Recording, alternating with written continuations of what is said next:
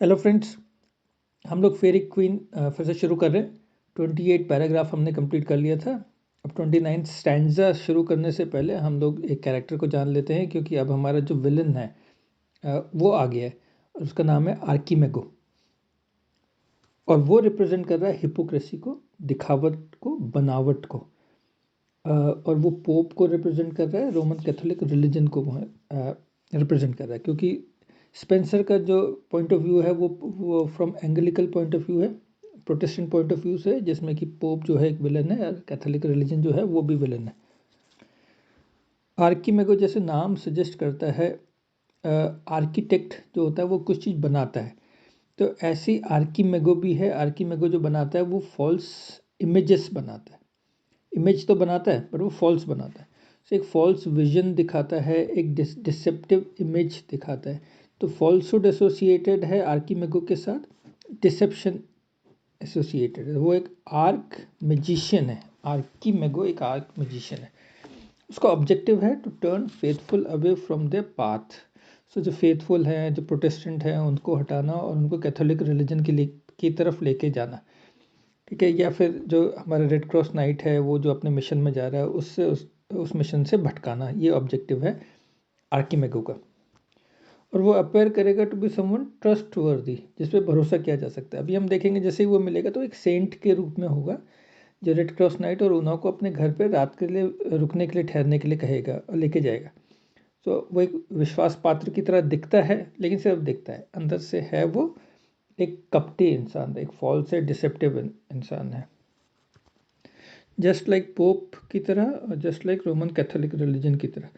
Red cross night भी गलती करेगा, वो भी जो विजन दिखाया जाएगा, जो फॉल्स विजन दिखाया जाएगा आर्कीमेगो की तरफ से, उस पर वो विश्वास करेगा। ये उसकी साइन है, sign of weakness, of inexperience का है। क्योंकि अगर अभी यंग नाइट है, वो उसका फेलियर होगा to distinguish between what is appearance जो दिखाया गया है और व्हाट इज रियलिटी, उसमें वो अंतर नहीं कर पाएगा। तो ये आर्कीमेगो का इंट्रोडक्शन हो गया और अब हम लोग कंटिन्यू कर रहे हैं अपना लाइन टू लाइन।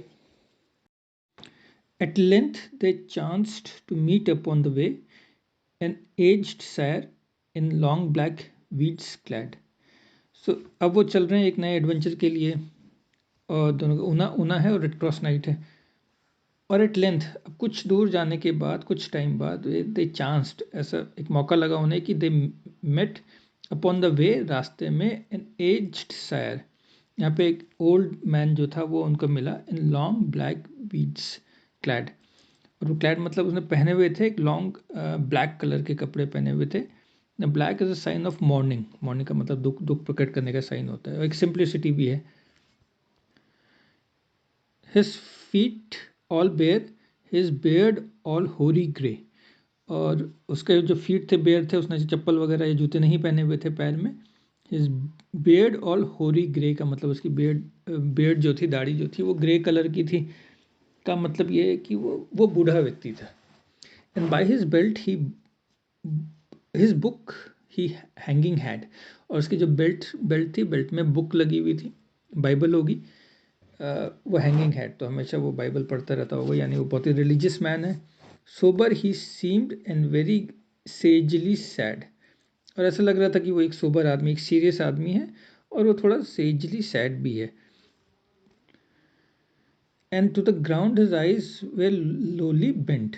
और उसकी जो आंखें जो थी वो जमीन पे ही थी। मेडिटेटिव मूड में था, सीरियस मूड में था, भगवान के पूजा करने वाला व्यक्ति लग रहा था, the appearance.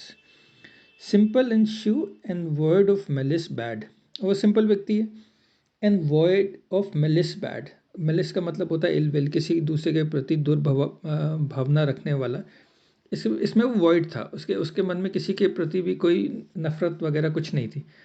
And all the way he prayed as he went and often knocked his breast as one that did repent.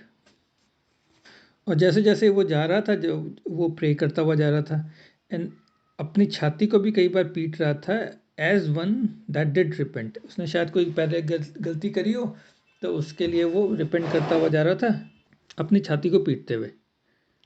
है ये सेज आर्कीमेगो। तो अब आर्कीमेगो को आप समझ गए होंगे कि वो हिपोक्रेसी है, बनावट है, डिसेप्शन है, कुछ चीज़ दिखाएगा और होगा कुछ और। स्टैंजा 30 हम शुरू करते हैं। ही फेयर द नाइट सल्यूटेड लाउटिंग लो। अब जब वो ओल्ड मंक जो है, वो जो ओल्ड भिक्षु जो है, वो झुक के सल्यूट करता है नाइट को। लाउटिंग लो मीन्स झुक के सल्यूट करना। Who fair him quitted as that courtesy was. और कर्टसी यही कहती है कि अगर आपका कोई ग्रीटिंग दे तो आप भी उसको रिटर्न करो। तो यहाँ पे जो नाइट है वो भी रिटर्न करता है ग्रीटिंग ओल्ड मैन को। And after asked him if he did know of strange adventures which abroad that pass।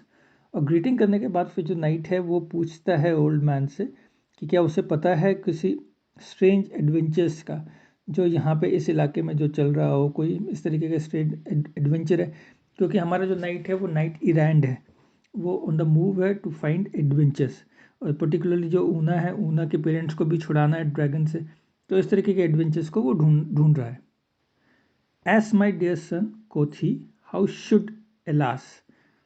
अब वो जो ओल्ड मैन है उसने कहा माई डियर सन, कोथ ही मतलब सेड ही, हाउ शुड कैसे, silly old man that lives in hidden cell. मैं एक सिली ओल्ड मैन हूँ, एक सिंपल ओल्ड मैन हूँ जो कि अपने सेल में रहता हूँ। मैं एक मंक हूँ, एक भिक्षु हूँ जो कि अपने सेल में रहता हूँ, भगवान की पूजा करता हूँ। मुझे कैसे पता होगा कि कौन सा एडवेंचर कहाँ पे चल रहा है। Bidding his beads all day for his trespass. और मैं अपनी जो बीड्स है, बीड्स का मतलब हो गया माला, जो पूजा की जो माला होती है उसको मैं गिनता रहता हूँ। All day for his trespass का मतलब हो गया जो मैंने गलतियाँ करी हैं जब मैं नॉर्मल लाइफ में रहा हूँगा। तो मैंने जो गलतियाँ करी हैं अब मैं उसका प्रायश्चित कर रहा हूँ, अटोनमेंट ऑफ माई सिन। तो मैं पूजा पे अब ज़्यादा टाइम देता हूँ, इधर उधर का मेरे को पता नहीं है। Tidings of war and worldly trouble tell. तुम पूछ रहे हो कि मैं तुम्हें वॉर के बारे में बताऊं और जो वर्ल्ड में जो एडवेंचर्स चल रहे हैं उसके बारे में मैं तुम्हें बताऊं। With holy father sits not with such things to mell. और होली मैन जो होते हैं वो इन चीज़ों में वो मेडल नहीं करते हैं, इन चीज़ों में नहीं मिक्स होते हैं, तो मुझे नहीं पता। 31st स्टैंजा हम शुरू करते हैं। But if of danger which hereby doth dwell and homebred evil ye desire to hair.